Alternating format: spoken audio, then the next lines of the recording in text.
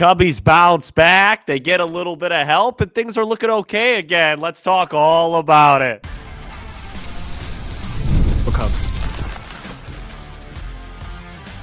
You are Locked On Cubs, your daily Chicago Cubs podcast. Part of the Locked On Podcast Network, your team every day.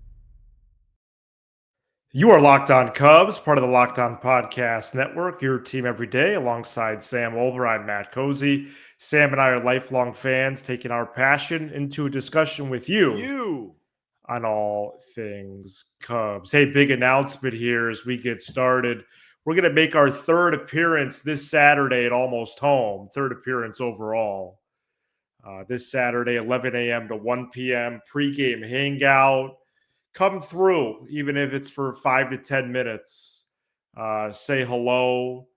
Almost Home has been very good to us, and great deals over there, and very excited to meet listeners again, and going to do a big giveaway while we're there as well. Maybe someone in the neighborhood. Someone that's maybe in town for the weekend. But I think since February, I've had tickets to game 162, and I'm going to give those away at Almost Home. So if you could be at Almost Home Saturday and go to the game the next day on Sunday, you would be a good candidate for that. I also have 3 other items to give away at Almost Home. A soft puck, the Locked On puck, Sam. A CubsCon calendar, okay, for 2025, even though there's only a few months left. And a autographed Mark Pryor card for my childhood. Wow. So that's going to be 4 giveaway items, including tickets to 162. And maybe I'll at Almost Home. Maybe I'll just give away the hoodie right off my back. 11 a.m. to 1 p.m. Almost Home in Wrigleyville. Because by the time we leave Almost Home, Illinois might be down 56-3. Later in the show, we're going to try to predict wild card series game times, go over several injury updates, and we start with Cubs-Mets. Cubs helped themselves in a big way Wednesday night, 10-3 win over the Mets. Padres also lost, so the Cubs lead for the first wild card spot is back to 2.5 games. Padres don't play Thursday, so this half-game thing will be over soon. Cubs scored a bunch in this one, multi-hit games from Ballesteros, Shaw, and Bush. Matthew Boyd, 5 1/3, and Daniel Palencia and Aaron Savale finished the game. Sam, it was a nice win to increase some elbow room in the standings. It was a huge win. Okay, it wasn't a nice win. It was a huge win. And look, I'm going to come out of here. I'm going to come out because I missed the show yesterday. I'm going to come out swinging with some takes. Are you ready for this? I am. I've said this on the air a little bit. I've hinted at it. I'm going to come out and say it right now. Okay. And I know we're going to get to it later on. Listen very carefully. If Kyle Tucker can play right field, there should be a straight platoon between Ballesteros and Seiya Suzuki. Ballesteros should be playing versus righties, which means because the Padres pretty much only have righty starters, if Kyle Tucker can play right field, Ballesteros should start the wild card game at DH if it's possible for Kyle Tucker to play the outfield. At this point, I don't think it's a reach. I don't think it's a crazy take. And, it's more than just the hot hand theory. It's been like this for 2 months. The quality of at-bats that this young man puts together, he reminds me, dare I say, of a little bit of a lefty Nico up there in clutch spots. I actually did a little bit of an experiment today. I took my heart rate when Nico was up in a big spot. What? I took my heart rate when Ballesteros was up in a big spot, and I took my heart rate when Seiya was up in a big spot. 60 for Nico, 63 for Ballesteros. I'm not even going to say what it was for Seiya because that might also mean that I have, I got some, maybe need to get a little more cardio mixed into my routine. But I'm just saying, the point is you feel comfortable when he's at the plate in a big spot. He puts the bat on the ball. He has a pretty good idea of the zone. Sure, you worry about the double play. Absolutely, especially with his ground ball rate and his lack of speed. But am I crazy? Well, 1 week ago, Ballesteros wasn't even a lock for the roster. He definitely is now. And at this point, I think they should do that. That's what the Cubs should do. I have some trepidation about your idea there. It's similar to the one I had With Hap. when you wanted Hap benched. Quite possibly one of your bolder stances that Still you think he needed a couple days. and possibly one of your more ridiculous stances that I've heard since we've been doing shows since August of 2020, before people even knew who we were. But that sounds right. Against Nick Pivetta on Tuesday, the Cubs need the best lineup out there. I know the goal is to get Tucker to play right field. Yeah, it can't work like if he does it. If he DHs, then Seiya has to play the outfield. Right. There's a trade-off there. Yeah. But even so, maybe, can Tucker play right the 8th and 9th? You can still get a little creative with Ballesteros subbing for Seiya. But to open a game, if Tucker can play right field, I think that is what they should do. I don't think it's going to happen, though. I don't think so either. But that's what and again, we still have 4 more games. I mean, he batted cleanup tonight, Sam. We still have 4 more games. Ballesteros. We still have 4 more games for Seiya to show something. And again, I know he had a nice double today, but he's not elevating the ball in the air. The quality of at bat with Ballesteros is just at another level. I mean, he hasn't had a lot of at bats in a Cub uniform this year, but he has a 397 on base, man. And he's a playoff type hitter. I want his bat in there. I really, really do. I think Tucker has to play if he could go. I think he's earned that right. And you traded a lot for him, and you need him to go. I don't think Seiya has to be this lock. And it works out because they got Morahone, the lefty. So once he comes in for Ballesteros, boom, you insert Seiya. And that's fine. But I don't know. I think this young man has really earned an opportunity here. Maybe I'm overreacting, but he's hit all year. And this team needs hitters like that, especially in the playoffs. This guy can hit, Matt. I thought even with a couple other guys hitting home runs, I thought Ballesteros was the top story. Me too. Great minds think alike. It's what I talked about in my short. When Morahone comes in next week, does Turner or Santana pinch hit for Bush? Yeah, so actually it's funny. I had a little miscommunication on Twitter, shocker, because when I was tweeting that Ballesteros should start, it was right when Bush got thrown out at home. Okay. And so I said I put in parentheses Bush is out or something like that, but I meant Bush is out at home, not out of the lineup because people thought I meant to replace. And is that Matthew or Michael Bush, by the way? Didn't Bush homer off a lefty today? Yep. I think Bush stays. I think Turner, Santana come in, probably Turner, if it's like a contact spot.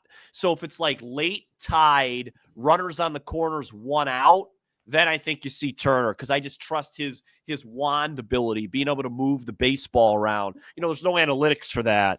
What was that wand? W-A-N-D. Yeah, like his wand ability, like just being able to just kind of, hey, I'm just going to spray that to the right side, whereas Bush just kind of just has one swing. So I think it's situationally dependent, but I think with a couple guys on, yes, you'll see that. But of course, Bush with his 31st home run, shout out to him, will be starting and most likely batting leadoff on Tuesday afternoon. Yes, as we get into game times later. Man, I feel refreshed. Well, it was a good news day. I've had a cold since July 4th. I'm still holding my breath about Horton, Sam. No, me too. I don't want to get into that. We'll get to injury updates later. So I guess we have to. Shota Imanaga and Nolan McLean, who has a 1.27 Wow, minuscule ERA in his first 7 starts in the big leagues. FanDuel has both teams at minus 108. Over-under runs just 7. What do the Cubs need to do to win this series against the Metropolitans? Well, Imanaga has to have a better start the last time he faced the Mets at Wrigley. Remember that? Yeah, that was the was that the 9-10 run outing? I think 11. Oh, 11. Yeah, I mean, listen, I'm glad the Cubs won this game. I don't expect them to win tomorrow. Okay. The Mets are, kind of like they're playing for their playoff lives. I just want to see Shota look sharp. What did you think of Boyd today? Did you get any more confidence? I'd say Yeah. I feel about the same. No, I do feel a little better. A little better. Okay. Only gave up 2 hits. Yeah. I thought he looked fine again. Like I think he kind of looked how he did. He just got better results. I don't know. Okay. I thought he looked a little better. Just real quickly. Well, you know what? I'll wait for the next segment to do that. All right. Is it breaking news on Horton? It's not breaking, but it's news. Yeah. Okay. Well, coming up next, we update Horton, Tucker. Those are important guys, huh? A whole lot more. What was that? Those are important guys. Yeah, they are. Your best hitter and your best pitcher. We got a playoff game coming up. This episode is brought to you by FanDuel. The NFL season is here, and FanDuel is making sure you're ready for kickoff with a can't-miss offer. Right now, new customers can bet just $5. And if your bet wins, you'll get $300 in bonus bets to use across the app. Folks, the beloved go to Vegas Sunday for a 325 tilt against the Raiders. FanDuel right now has that one at Raiders minus 1.5. Typically, I'd tell you that I think the Bears are going to lose this game and to bet on the Raiders, which I still probably feel, but it's a weird game because I don't know how to handicap the home field advantage because there's going to be a lot of Bear fans in Las Vegas. And so that's why it's kind of a weird line to me. So are you ready to play? Download the FanDuel app now by visiting FanDuel.com to get started. That's FanDuel.com to place your first $5 bet. Shout out to the everydayers. You can become a Locked On Cubs everydayer by joining us for every episode throughout the week. All right, let's start with Cade Horton, who got an MRI on Wednesday after leaving his Tuesday start with back tightness that may or may not have been accelerated because of a cough/cold. Sam, what's the update on that? Bruce Levine, quote, Cubs will go over Cade Horton's MRI tonight with the team doctors, counsel just said. End quote. Okay. Or end tweet. Well, it's going to be a late night over on Clark and Addison. I don't like that. Do you? No, not thrilled. I don't like, typically if it's clean, what's there to go over? Right. Just tell us it's clean. I don't like that at all. Yeah. So. It's not. It would be a buzzkill for sure. I'm hoping for the best. I do think the calendar is still on a lot of these guys' side, as hard as that is to believe. But I guess we'll have to wait for, what would that be, 3 or 3:30 when the clubhouse opens on Thursday, unless someone gets that news first. So Daniel Palencia was activated from the IL Wednesday. That gives the Cubs pen more stability with him, Keller, Thielbar, Kittredge, and Pomerantz. They're going to be the 5 short relief options next week in the playoffs, Sam, unless I'm missing someone. Nope. I think Ray will be the long relief option. I think Tyone makes it now. And much to my chagrin, I believe is the phrase, I guess Soroka and Rogers make it as well. Nice to see Palencia on Wednesday. I think that's another, him and Tucker coming back is massive. Yeah, I'm still a little bit apprehensive with Palencia coming into a high leverage spot next week. Sure. But having him back is helpful. Tucker, I'm ready to throw in there. Yeah. No matter what. Yeah, so Craig Counsell said in 3 different spots Wednesday. He was on 670 The Score. He had his usual media scrum pregame, and then on ESPN during the game, Kyle Tucker's going to play Friday as the DH. I'd be surprised at this point if he didn't. Yeah. And if he didn't, I think that would be the end of his year. But that's where it's trending. Boog leaked that during the game Tuesday, and now it's all but confirmed. So DH, I think he'll DH all 3 games, don't you?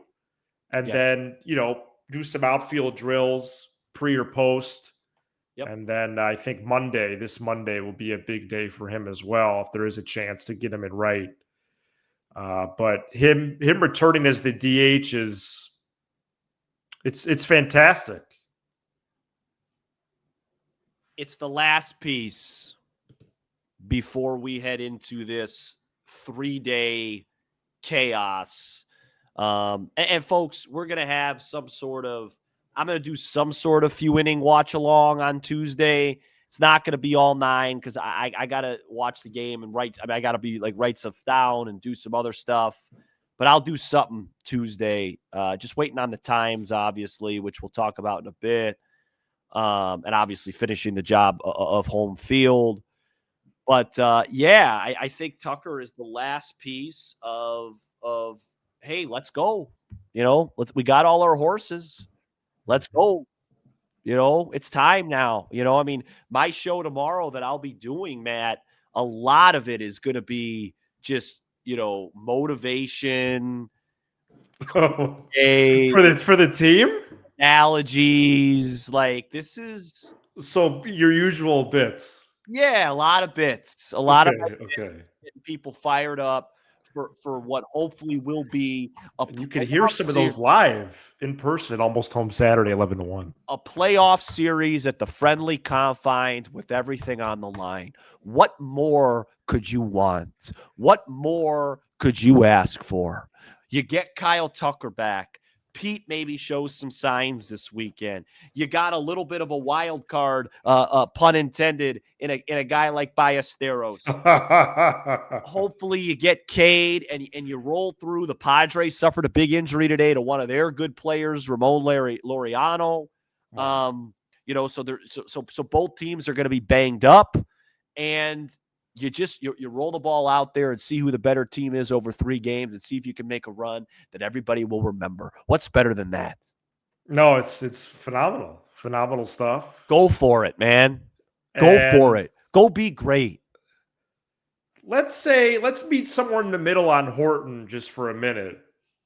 Well, I'm not feeling great about that. Well, let's say he can't pitch Tuesday, but they say, he'd be available later. Then who pitches Tuesday? Boyd. Okay. Just based on time. I think it should be Imanaga.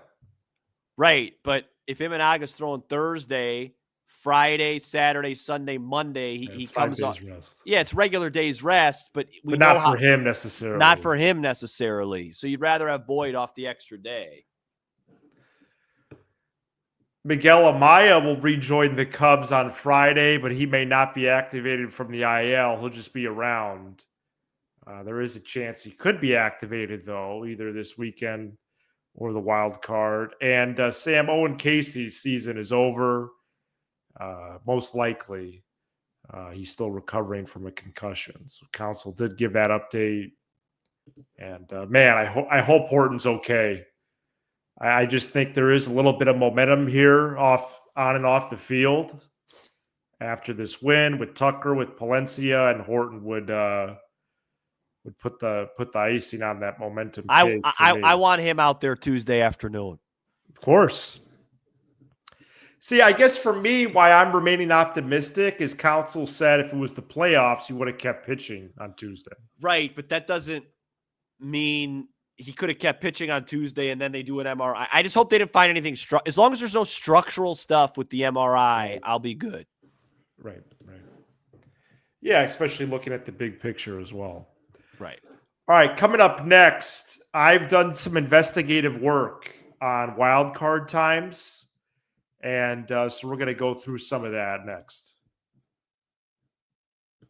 Today's episode is brought to you by Rougiette. Guys, you've probably heard of Viagra or Cialis, but maybe you've even tried them. But if you're looking for something beyond the usual pill, it's time to meet Rougiette Go Long. That's exactly where Rougiette Go Long comes in. This isn't just another ED pill. It's a total game changer for confidence. Go Long combines 2 doctor-trusted medications and 1 dual-action formula so you can get hard and go the distance. The effects can last up to 36 hours. That's confidence all day, all night, and even into the next day.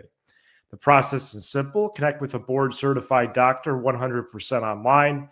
And if prescribed, your treatment ships discreetly right next to your door. If prescribed, your treatment ships discreetly right to your door. Ready to level up your confidence in the bedroom? Head to Rougiette.com, Rugiet.com, and use promo code LOCKEDONMLB for 15% off your first order. That's Rougiet.com, promo code LOCKEDONMLB. Make sure to use our code so they know we sent you for Rougiette. Make sure you're subscribed to Locked On Cubs, audio and video. That way you don't miss any of the great Cubs content we've got for you, including the postcast with Joe George live after the final out of every game. All right, I did some investigative work earlier on as we continue to wonder when the Cubs will play next week, likely hosting the Padres at Wrigley Field. The wild card expanded in 2022. And so in front of me now, I have all the game times for all 4 wild card series, each of the last 3 years since it started. And these are all Central Standard Time, Sam. Okay. All right. So last year, it was 132 in Houston, 308 in Baltimore, 432 in Milwaukee, 738 in San Diego. And that's Central Time, you said, right? These are all Central. Should I keep going? Please. Okay, 2023, 208 in Tampa, 338 in Minneapolis, 608 again in Milwaukee, and 708 in Philly.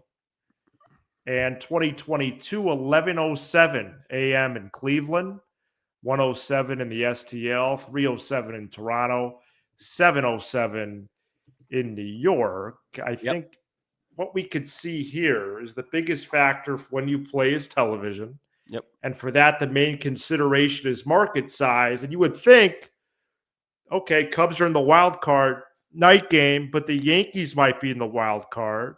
The Red Sox might be in the wild card. The Yankees might play the Red Sox, and the Mets might be in it against the Dodgers. So I have no idea what is going to happen. Yeah. I will eventually give my prediction, though. Where are you going with this right now? Yeah, I'll just give my prediction right now. Sure. I think the earliest game will be the non-Yankees wild card. Yep, Guardians Tigers right now. Okay, so that's going to be, I think that's going to be about 12 o'clock-ish our time. Yeah. And then I think you just gave me hope with the last times. I think we're going to play in like a one between 1 and 3 slot in the middle of the day, which will kind of be the prime time of the day games. I don't know exactly. They could, maybe out of respect to the Cubs, they do like a 110 because it's just like a 120. You know what I mean? Right. Maybe they do it 2 o'clock. I mean, the earlier the better, so you don't have to deal with the shadows. And then I think the big prime slot will be at 6:05 Central Time. That'll be the Yankees versus whoever. And then the 8:30-ish will be in LA, Dodgers, Mets. Yeah. I think that's a good prediction. I don't wow, know. And by the way, sorry, what a slate of baseball. I mean, if you're a neutral fan, no disrespect to the first game, forget it. Just get your work done during that, because neither of those two teams are going to win the World Series. But then you get Cubs, Padres, as a matinee into the New York Yankees potentially playing maybe the Red Sox or whoever it is. And then you get to end your night with a rematch of the NLCS last year No, it's between fantastic. New York and LA. I mean, you want to talk about baseball being back. I mean, come on. For sure. It's March Madness, adjacent. Wrigley in the middle of the day for the postseason? So I think this is coming up roses for the Cubs, actually. Cubs are going to win that series. I don't know the exact minutes, after the hour. Don't forget, that's 11 o'clock San Diego time. They might not be up for that game. I don't know the exact minutes after the hour, but I think it's going to be Guardians Tigers at 11, Cubs Padres at 1, Yankees Red Sox at 6, Mets Dodgers at 8. So basically the exact same prediction that I had, save an hour. Yeah, I think that's right. Yeah, okay. Well, I don't think they should start a playoff game at 11 o'clock Central Time. I think that's just a bit much for everybody. They did 3 years ago. I mean, I'm just getting in. Why is that a bit much? It has a tailgate. I haven't even finished my yogurt. I mean, come on. Hey, listen. If they have an 11 o'clock slate, just put the Cubs there. That's 9 a.m. Padre time. Wow. I'll take that advantage. That'd be nuts. Morning baseball at Wrigley? No, they never do that. But I'm telling you, the more and more I think about it, the more psyched I am about the 1 o'clock. The only problem is it's going to be in like the 70s. So you're not going to get much weather advantage. Right. That's typical San Diego weather. I don't know why that was so funny. Well, because it's nice weather, but you want it to be like I want the conditions to be like they were tonight. I want the wind howling in when Boyd's on the mound. I mean howling. The Cubs will win that game if the wind is blowing in. I want a ball to be hit to left field that's and it looking just like gets knocked down. That looks like it's going to hit the scoreboard, doesn't even get to the track. The Cubs will win that type of game against San Diego. Yeah, for sure. I think they're going to win anyways, but remember, we saw Pivetta v. Boyd in April. We might see that Tuesday. The Cubs won that game by a score of, what was it, like 7-1, 5-2, something like that. Yeah, it was around there. Kelly homered, Swanson homered. I do have a bonus trivia. Oh, I haven't gotten through a show without a trivia question since the 80s. I'm feeling real hyped up tonight.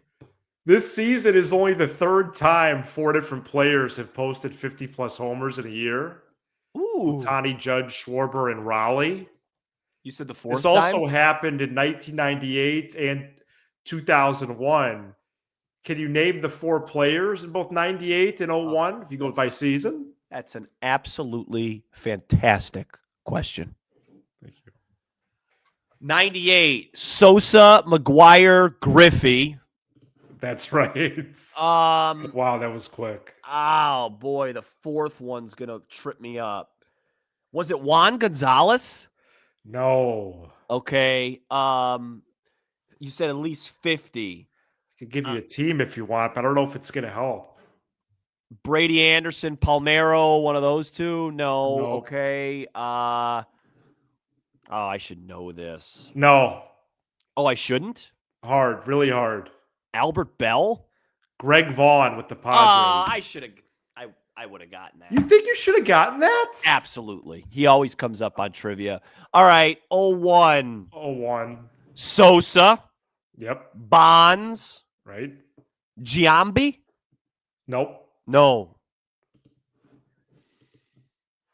Was McGuire done, or do you have one more left? I think I don't know if he was done, but it's not on the list. Okay. So Sosa, Bonds. Did A-Rod do it in 01? Yes, he did. Okay. One more. I should have got that. 01, 50 plus. That's past Griffey. 01. So that was the year the Diamondbacks played the that was the year. Maybe stick around that area. Yeah. Luis Gonzalez. Correct. Yeah, I was going to say that because that was the year the Diamondbacks played the Yankees. I know he had a big year that year. Yeah. All right. He mates with Craig Counsell. Yeah, I mean, that was one of the great World Series of all time. I believe it was Schilling Clemens game 7. Soriano hits the what should be the game-winning home run, and then the Diamondbacks come back late off the greatest closer of all time. This is Locked On Cubs. Mark Grace, I think, started that inning. I think Mark Grace got a pinch hit single to start that inning. Yeah, he was the first baseman for the Snakes that year. Your team every day.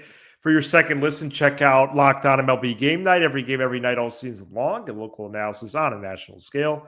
Find MLB Game Night on the Locked On MLB channel on YouTube or wherever you listen to podcasts. All right, Sam will be back after Cubs Mets Thursday as we approach the last 4 games. Great of questions. the regular Greg season. Vaughn. He's Sam Olver. I'm Matt Cozy. This is Locked On Cubs. Go Cubs.